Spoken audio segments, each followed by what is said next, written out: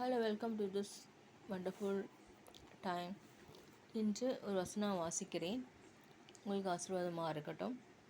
சங்கீதம் 22:24 வசனம். உபத்திரப்பட்டவனுடைய உபத்திரவத்தை அற்பமாய் எண்ணாமலும் அருவருக்காமலும் தம்முடைய முகத்தை அவனுக்கு மறைக்காமலும் இருந்து தம்மை நோக்கி அவன் கூப்பிடுகையில் அவனை கேட்டருளினார்.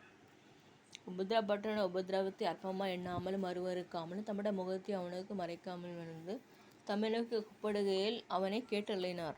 ஆகவே வசனத்திற்கு கீழ்ப்படிய வேண்டும். வசனத்துக்கே நாம் வாழ வேண்டும். வசனத்தை வைத்துதான் வாழும் வாழ்வு. ஒவ்வொரு நாளும் வசனம் தியானிக்க வேண்டும். உபத்திரப்பட்டவனுடைய உபத்திரவத்தை அற்பமாக எண்ணாமலும் அருவருக்காமலும் தம்முடைய முகத்தை அவனுக்கு மறைக்காமலும். உபத்திரப்பட்டவங்களுக்கு தான் தெரியும் உபத்திரம் என்னன்னு தெரியும். உபத்திரவத்தின் வயலை கடந்து போனார் தாவீது. என் வாழ்க்கையில் உபத்திரப்பட்ட வாழ்க்கை உண்டு. ஆனால் கர்த்தர் என்ன செய்தார்? அவரை பார்க்க செய்தார். உபத்திரப்பட்ட யாருக்கு இருந்தது? தாவீதுக்கு இருந்தது. தாவீது உபத்திரப்பட்டார்.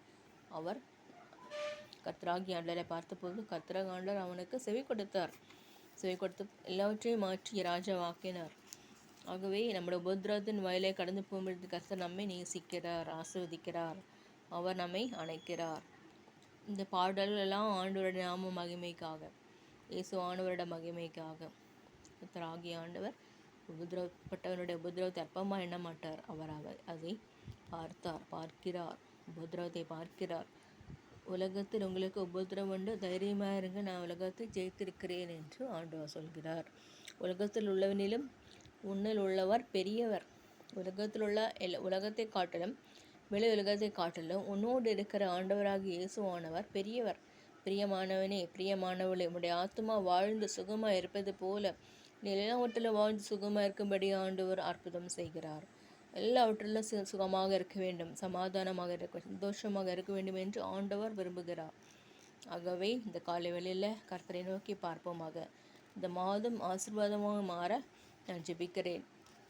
அநேகருக்கு பாடுகள், உபதிரவங்கள், பல இடங்களில் சுனாமி, பல இடங்கள் அர்த்குவேக்ஸ், பூமிகுலக்கம், பூகம்பம் இருக்கிறது. அவற்றையெல்லாம் மத்தியில் வாழும்பொழுது கர்த்தர் அற்புதம் செய்வாராக, கர்த்தர் ஆசீர்வதிப்பாராக, கர்த்தர் நித்தமும் நடத்துவாராக. கர்த்தரை நோக்கி பார்ப்போமாக. கர்த்தருக்கு வருகையில் எடுத்துக்கொள்ளப்படுவோமாக. இந்த வசனத்தை வாசித்து பாருங்கள். சங்கீதம் 22:24 வசனம்.